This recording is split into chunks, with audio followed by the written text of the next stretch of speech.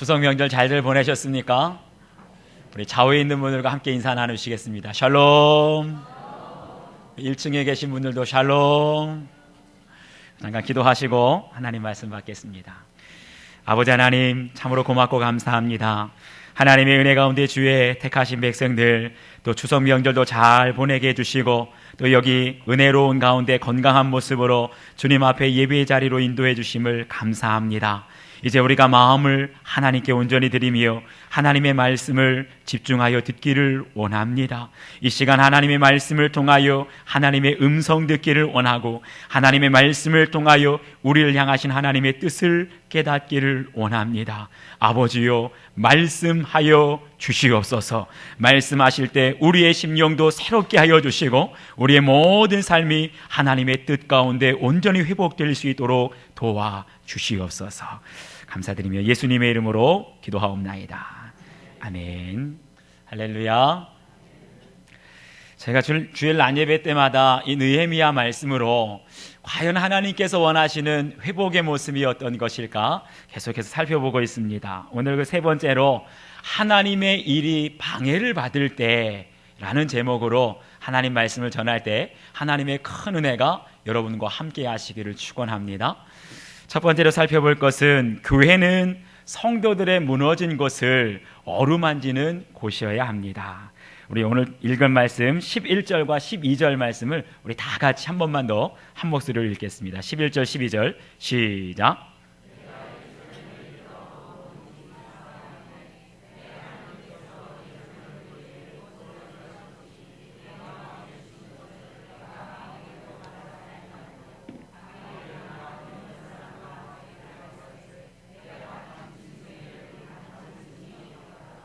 아멘. 오늘 말씀을 보니까 느헤미야는 예루살렘 성에 도착한 지 3일 동안 아무것도 하지 않았다라고 말씀하고 있어요. 첫 시간에 제가 말씀드린 것처럼 느헤미야를 통하여서 무너진 예루살렘 성벽을 재건하는데 장장 52일이나 걸렸습니다. 그런데 그 52일 중에서 3일 동안을 아무것도 하지 않았다. 52일 중에서 3일이라고 하면 금쪽 같은 시간입니다. 그런데 그 금쪽 같은 시간에 아무것도 하지 않았다? 좀 이상합니다. 성경에는 분명 겉으로 드러나는 것은 아무것도 하지 않았지만 느헤미야는 분명 그 시간을 하나님께 금식하며 기도하였을 줄 믿습니다. 무엇을 위해 기도했겠습니까? 그 예루살렘 성벽에 무너진 그 상태를 정말 철저하게 이해하고 살피면서 앞으로 이 성벽을 어떻게 하면 하나님의 뜻대로 세워나갈 것인가, 앞으로의 모든 계획을 위해서 하나님께 기도했을 거예요. 그렇게 기도하면서 3일 동안 아무런 행동도 하지 않고 외출도 하지 않을 때, 그때가 어떤 때이냐, 유대인의 적들이었던 산발락과 도비아라고 하는 사람이요, 정말 경계의 눈처리를 하고 이 느헤미야의 일거수일투족을 다 감시하는 그런 때였습니다. 그런데 그러한 때에 느헤미야가 두문불출, 집 밖을 나가지 않고 아무것도 하지 않았다는 건 놀라운 처세입니다. 더군다나 그 당시에 느헤미야는요, 왕의 조소가 있었어요. 절대 권력 아닥사스다 왕의 조소가 있었고 군대 장관이 있었습니다. 그런데 그것을 의지해 가지고 하나님의 일이라고 불도저처럼 일을 밀어붙이지도 않았습니다. 여러분, 우리가 여기서 기억해야 될 것이 있는데, 하나님의 일을 할 때 때로는 담대하게 모든 사람들에게 외칠 때도 있지만, 때로는 느헤미야처럼 쥐 죽은 듯이 하나님의 일이지만 침묵 속에 은밀하게 해야 할 때도 있는 줄 믿으시기 바랍니다. 그렇게 은밀하게 아무도 모르게 기도하게 될 때 3일째 되는 날 하나님께서 느헤미야에게 말씀하세요. 이제 예루살렘 성을 순찰할 때가 되었다. 하나님의 마음을 깨닫고 느헤미야가 야밤의 한밤중에 아무런 무장도 하지 않고 예루살렘 성을 시찰하기 위해서, 탐색하기 위해서 나아갑니다. 그런데 그 당시에 예루살렘 성은요, 정말 아무것도 없었어요. 여기서 말씀을 보니까 내가 탄 짐승 외에는 다른 짐승이 없었더라, 이렇게 말하고 있어요. 다시 말하면 쉽게 개미 새끼 한 마리 없을 정도로 그 예루살렘 성이 한밤중에 쥐죽은 듯이 조용하게 오가는 사람도 없는 그러한 시간이에요. 정말 왕궁에서만 생활하는 이 고위 관리 아닙니까? 느헤미야가 어떤 위험도 무릅쓰고 자신의 모든 생명을 감수하면서까지 그 길을 간 거예요.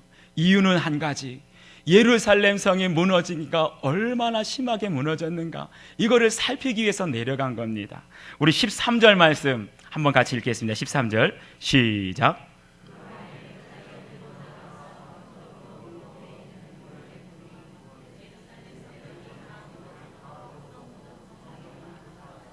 아멘. 여기서 느헤미야가 그 한밤중에 정말 돌아다니는 사람, 짐승도 하나도 없는 그 밤에 예루살렘 성을 샅샅이 돌아보고 살펴보았습니다. 그랬더니 골짜기 문과 용종, 분문에 이르는 모든 것들이 어떻게 됐다고요? 다 무너져 내리고 모든 성문은 불에 타 버렸다. 죄가 된 것이지요. 그리고 14절 말씀을 보면 샘문과 왕의 못으로 나아가는 길이 있는데 짐승을 탄 채로 더 이상 나아갈 수가 없었다 그랬어요. 이것은 무엇입니까? 길이 막혀버린 겁니다. 어디는 길이 막혀버리고 어디는 성이 다 무너져 내리고 성문은 다 불에 탄 채 재가 되어버리고, 이것이 무엇을 말해주겠습니까? 당시 예루살렘에 살고 있는 이스라엘 백성들의 모습이 이와 같았다는 거예요. 모든 것들이 무너져 내리고 모든 삶이 불타져 버리고 모든 살 수 있는 길이 다 사방이 막혀버린 겁니다. 사랑하는 여러분, 바로 지도자는 어떤 사람입니까? 성도들의 삶이 무너져 내릴 때, 성도들의 인생이 불타져 버리고 죄와 같이 모든 것들이 남김이 없어져 버릴 때 그 자리로 나아가는 사람이 진짜 지도자인 줄 믿습니다. 지도자는요, 백성들이 고통당할 때 누군가를 통해서 듣기만 하는 것이 아니라 그 아픔의 자리, 슬픔의 자리, 고통의 자리 나아가야 되는 거예요. 우리의 눈으로 직접 보는 것과 간접적으로 누구를 통해서 듣는 것은요, 천지 차이입니다. 한 2년 전인가요? 2014년 전에 우리 큰 슬픔이 있었지요. 세월호가 침몰됐을 때 제가 아는 학생도 있었고 학부형도 아는 분이 있어서 한 사고가 난 지 이틀 만에 성도들과 함께 진도를 내려간 적이 있습니다. 그 당시에 뉴스고 신문이고 많은 정말 유가족들이 슬퍼하는 거, 통곡하는 거 많이 보셨을 겁니다. 그런데요, 뉴스로 보는 것과 진도 체육관에 팽목항에 내려가는 것은요, 비교할 수가 없어요.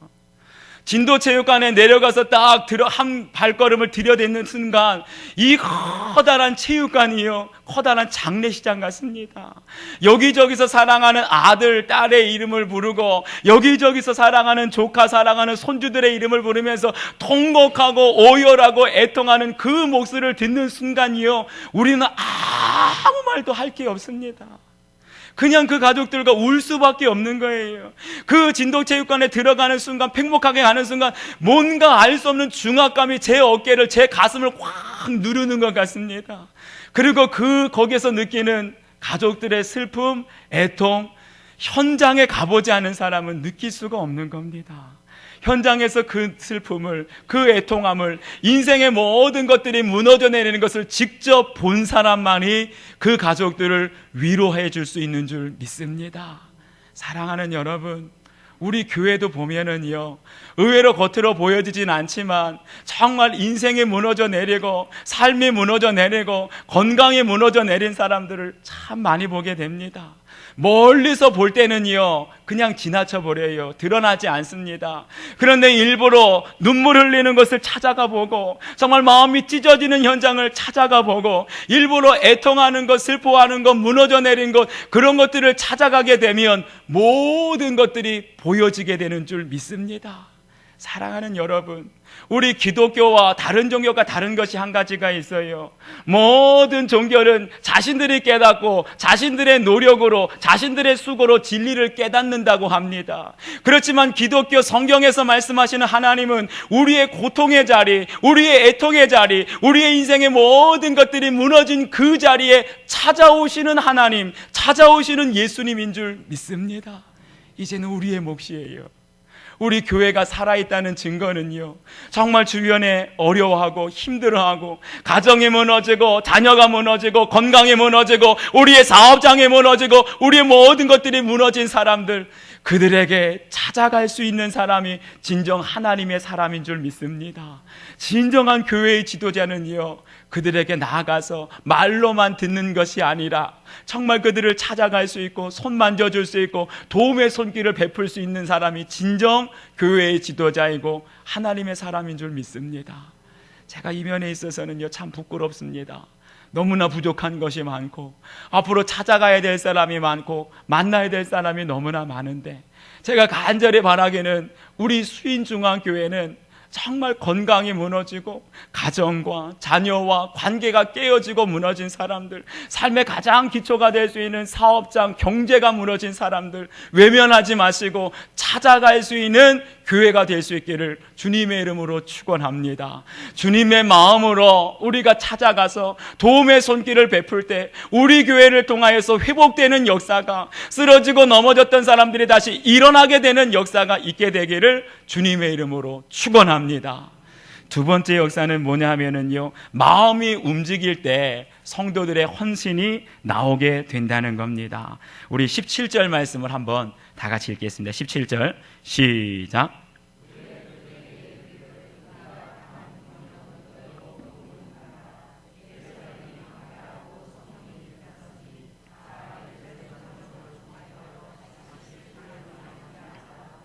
아멘. 느헤미야가 예루살렘 성에 살고 있는 백성들에게 하는 말입니다. 그런데 여기 눈에 띄는 단어가 하나 있어요. 우리가 당한 공경이다 라고 말하고 있습니다. 한마디로 말하면 느헤미야가 예루살렘 성을 살펴보면서 그 눈에 들어왔던 것들이 예루살렘 성벽이 다 무너지고 모든 성문마다 불타버렸는데, 이러한 공경이 당신들만의 곤경이 아니라는 거예요. 이 곤경은 내 곤경이고 우리 모두의 곤경이라고 말하고 있는 겁니다. 한마디로 당신들의 처지와 내 처지는 같다는 거예요. 그런데 여러분, 조금만 생각해도 이 말은 맞지가 않습니다. 느헤미야는요, 아닥사스다 왕의 왕궁에 있는 고관이었어요. 평생 부귀영화 누리면서 떵떵거리면서 살 수 있는 사람이고, 지금 예루살렘 성에 살고 있는 사람은 비참한 신세에 있습니다. 하루하루 입에 풀칠하기도 어려운 형편에 있는 사람들이에요. 그렇게 가난하고 비천한 사람들하고 지금 느헤미야가 뭐라고 말하냐면, 당신들과 나는 같은 처지입니다. 당신들의 고통이 내 고통이고 당신들의 슬픔이 내 슬픔이고 당신들이 느끼는 그 절망감이 내 절망감입니다. 할렐루야. 교회는 어떤 곳입니까? 성도의 슬픔이 내 슬픔이 되어지는 것, 성도의 아픔이 내 아픔이 되어지는 것. 예수님은 이를 위하여서 십자가에 지신 줄 믿습니다. 이와 같은 공감이 있을 때 성도들의 마음에 감동이 있는 거예요. 유대인들의 마음에 감동이 있는 거예요. 그러면서 그들에게 말하기를 다시금 수치를 당하지 말자, 이렇게 말하는 겁니다. 지금 예루살렘에 살고 있는 사람들의 형편이요, 이만저만 비참한 것이 아닙니다. 적들이, 이방인들이 그들의 것들을, 유대인들의 것들을 노략질하려고 계속해서 끊임없이 쳐들어오는 거예요. 그런데 이방인들 노략하려 오는 그 사람들을 막을 길이 없습니다. 예루살렘 성이 다 무너지고 그들을 보호할 만한 울타리가 다 무너졌으니 막을 길이 없는 거예요. 돈을 모아놓으면 빼앗기고 양식을 모아놓으면 다 빼앗기고, 그러다 보니까 이들이 하루하루 먹고 살기도 힘든 그런 비참한 거지 같은 신세로 빠져들게 된 겁니다. 그러한 신세에 빠져있는 그런 안타까운 유대인들을 향하여서 지금 느헤미야가 하는 말이 무엇입니까? 우리가 과거에 다윗과 솔로몬 시대의 영광을 되찾자, 이런 말 하는 게 아니에요. 사랑하는 여러분, 지금 우리가 당한 현실이 무엇입니까? 우리가 왜 이렇게 비참하게 살아가야 됩니까? 왜 우리가 하나님의 거룩한 백성인데 왜 우리가 모든 것들을 빼앗기고 이렇게 살아가고 있는 겁니까? 다시는 이러한 수치를 당하지 맙시다. 그들의 고통과 함께 고통스러워하면서 그들의 슬픔이 내 슬픔이 될 때 그 느헤미야 지도자의 말이요, 조금씩 우리 유대인들의 마음을, 절망과 낙심 가운데 있는 그 백성들의 마음을 열게 된 줄 믿습니다. 그들에게 느헤미야가 말을 하는 거예요. 우리 18절 말씀을 다 같이 한 번만 더 읽겠습니다. 18절입니다. 시작.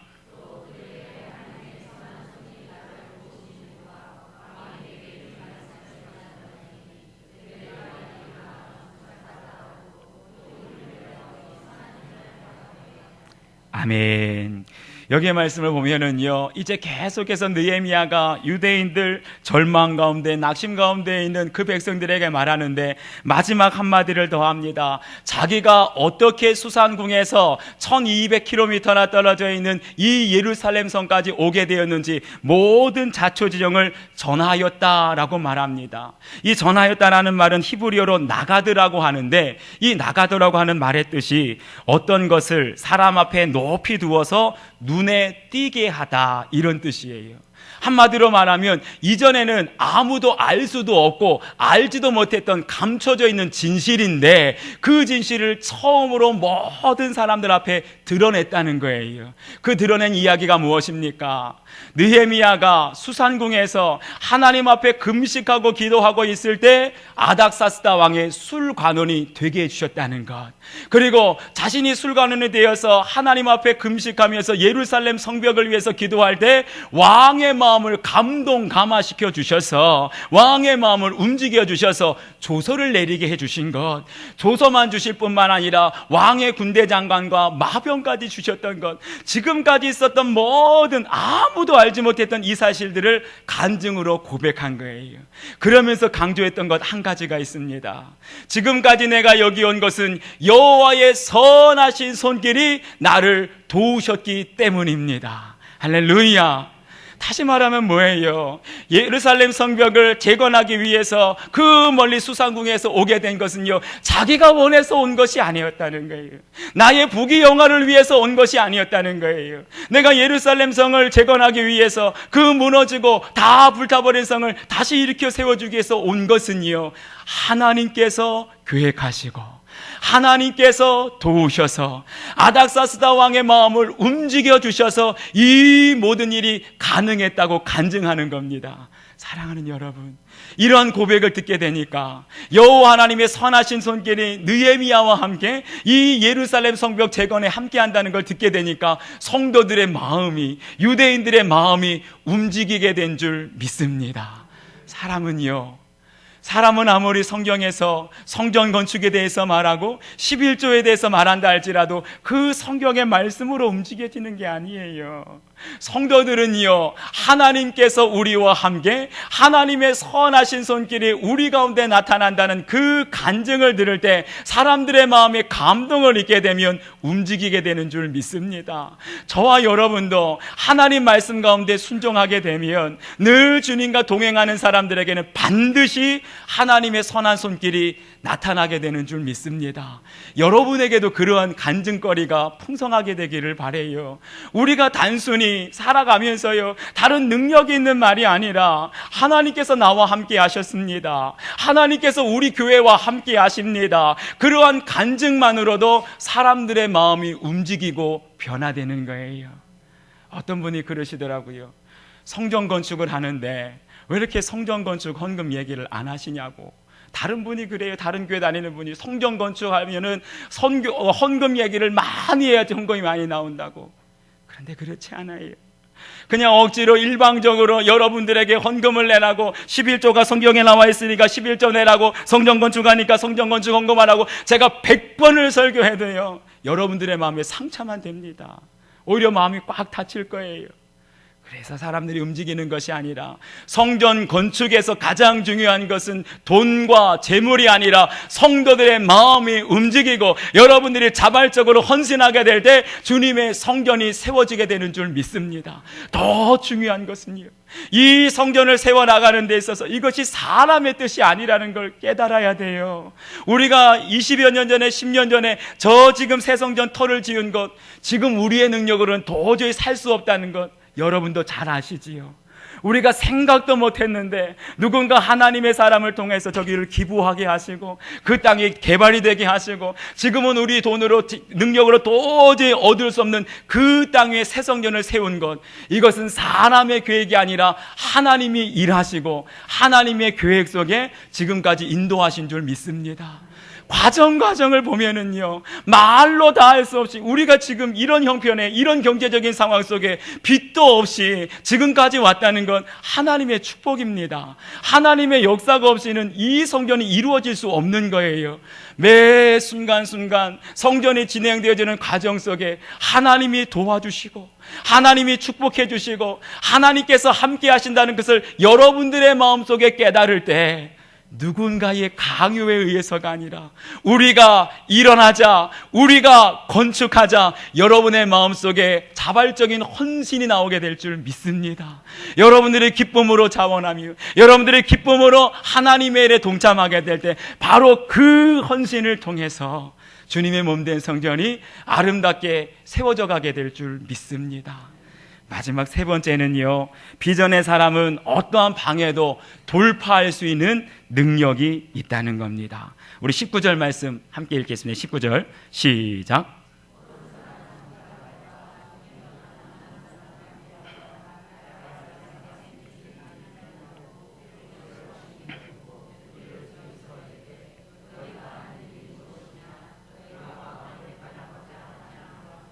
아멘. 여기에 보면은요, 느헤미야의 일을 아주 노골적으로 대놓고 비난하고 방해하는 세 사람이 나옵니다. 호론 사람 산발랏, 암몬 사람 도비야, 그리고 아라비아 사람 게셈입니다. 그런데 이 사람들이 어떤 사람들인가 보니까 요세푸스라고 하는 역사가가 쓴 유대 고대사라는 책이 있는데 그 책을 보면 산발랏은 사마리아의 총독이었다라고 하는 기록이 나와요. 산발랏은 사마리아의 총독이었고 도비야라고 하는 사람은 그 산발랏의 종, 다시 말하면 부하였습니다. 그런데 도비야라는 사람의 이름을 살펴보니까 그 이름의 뜻이 여호와의 선하심이다 라는 뜻이에요. 그리고 느헤미야 13장 4절을 보면 이 도비야는 제사장 엘리야십과 아주 친밀한 관계에 있는 사람이었다는 것을 알 수가 있어요. 이것이 무엇을 말해줍니까? 이 도비야라고 하는 사람은요, 한편에서는 이방인 산발랏의 아주 신복 충성된 부하이면서 동시에 돌아서게 되면 유대인들에게 아주 믿음이 좋은 것처럼 신실한 신앙인인 것처럼 행세하는, 한마디로 간에 붙었다 쓸개에 붙었다 하는 그런 사람이었다는 겁니다.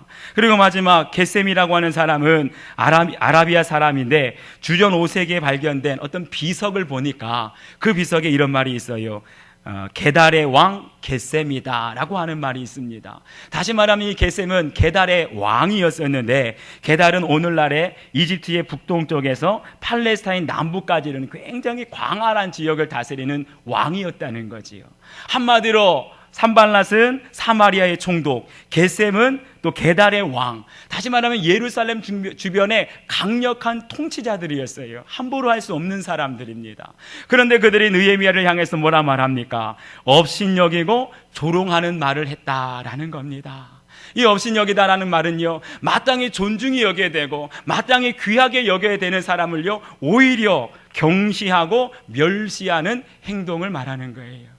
다시 말하면 게셈과 산발랏은 아닥사스다 왕궁에서 온 이 느헤미야를요 존경해야 됩니다. 순종해야 됩니다. 그런데 오히려 그에게 멸시하면서 그를 업신여기면서 하는 말이 뭡니까? 너희가 하는 말이 무엇이냐? 너희가 왕을 배반하고자 하는도다. 그들의 마음속에 진실과는요 전혀 딴판의 말을 하고 있는 겁니다. 이런 말을 모함이라 그러지요. 우리가 하나님의 일을 하면서 가장 힘들 때가 언제인 줄 아십니까? 내가 선한 마음으로 정직한 마음으로 하나님의 일을 하려고 하는데 오히려 누군가가 비방하고 있지도 않은 말로 비방하고 비난하고 반대에 부딪히게 될 때 우리는 마음속에 의심하게 되는 거예요. 내가 하나님의 일을 하는데 왜 하나님께서 도와주시지 않으시고 왜 이렇게 반대하는 사람들만 도처에 늘어나고 있는가? 여러분, 그럴 때 기억하십시오. 하나님의 일에는 반드시 반대하는 사람이 있고 방해하는 사람이 있다는 것을 기억하시기 바랍니다. 하나님의 일을 모든 사람들이 기뻐하는 것이 아니고, 우리가 성전을 지으려고 하면 반대하는 사람이 있는 거예요. 우리가 선교하고 전도하려고 하면 비방하는 사람이 있는 겁니다. 그럴 때 우리가 낙심하고 절망하는 것이 아니라 오히려 그 일 속에서 하나님의 손길을 볼 수 있기를 축원합니다. 우리 20절 말씀을 한번 같이 읽겠습니다. 20절 시작.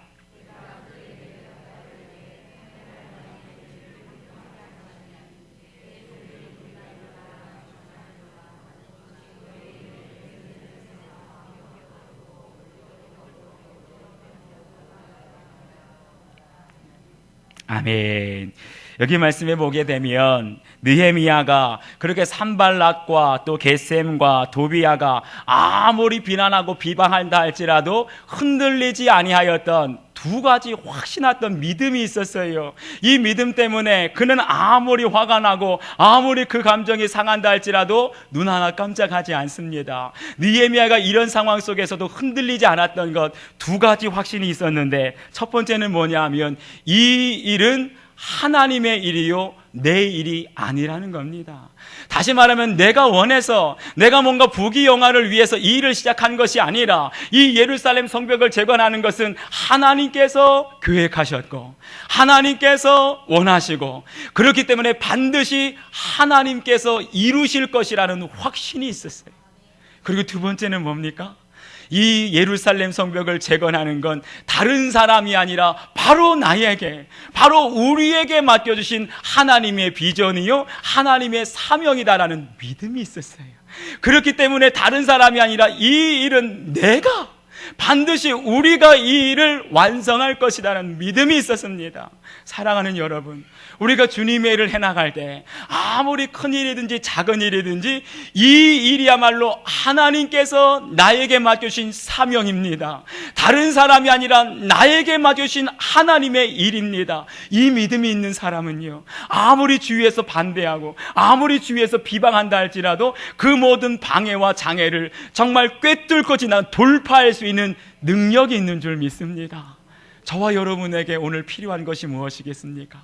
사방에서 우리를 비방하고 사방에서 우리를 방해하고 사방에서 우리가 주님의 일을 감당하려고 할 때 반대에 부딪힐 때 우리에게 이와 같은 믿음이 필요한 줄로 믿습니다.